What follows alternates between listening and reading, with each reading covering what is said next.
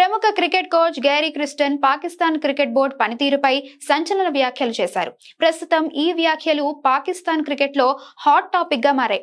ఇక వివరాల్లోకి వెళ్తే 2024 ఏప్రిల్లో 2 ఏళ్ల ఒప్పందంతో పాక్ హెడ్ కోచ్ గా బాధ్యతలు చేపట్టిన క్రిస్టన్ బోర్డు మితిమీరిన జోక్యాన్ని భరించలేక కేవలం 6 నెలల్లోనే అంటే అక్టోబర్లోనే రాజీనామా చేశారు. తాజాగా తన చేదు అనుభవాలను పంచుకుంటూ ఆటగాళ్ల ఎంపికలో మరియు జట్టు అంతర్గత విషయాల్లో బయట వ్యక్తుల నాయిస్ చాలా ఎక్కువగా ఉందని ఆయన అసహనం వ్యక్తం చేశారు. అంతేకాదు మొహసిన్ నఖ్వీ నేతృత్వంలోని బోర్డులో వర్క్ కల్చర్ సరిగ్గా లేదని, జట్టు ఓడిపోయిన ప్రతిసారి కోచ్ పై ఆంక్షలు విధించడం లేదా తొలగించడం వంటి చర్యలు తీసుకోవడం ద్వారా వ్యవస్థను నిర్మించడం సాధ్యం కాదని ఆయన కుండబద్దలు కొట్టారు. అసలు కోచ్ ను నియమించి వారికి పూర్తి స్వేచ్ఛ ఇవ్వకపోతే ఫలితాలు ఎలా ఆశిస్తారని ఆయన పీసీబీని సూటిగా ప్రశ్నించారు. దీంతో ఈ వ్యాఖ్యలు ఆ దేశ క్రికెట్ బోర్డు పరిస్థితిని తెలియజేస్తుంది.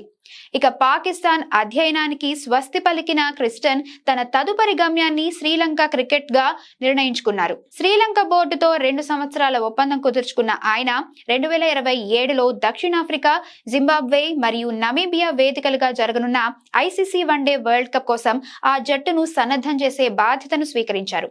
ఆటగాడిగా 14,000 పైగా అంతర్జాతీయ పరుగులు, 34 సెంచరీల అద్భుత రికార్డు ఉన్న క్రిస్టన్ కోచ్ గా కూడా భారత్ కు 2011 వరల్డ్ కప్ అందించి చరిత్ర సృష్టించారు. అటువంటి అనుభవజ్ఞుడైన కోచ్ చేసిన ఈ వ్యాఖ్యలు పీసీబీ ప్రతిష్టను అంతర్జాతీయ స్థాయిలో దెబ్బతీసేలా ఉన్నాయి. అయితే ప్రస్తుతం శ్రీలంక జట్టును పునర్నిర్మించడంపై దృష్టి పెట్టిన క్రిస్టన్ ఆ జట్టును మళ్లీ ప్రపంచ విజేతగా నిలబెడతారో లేదో చూడాలి.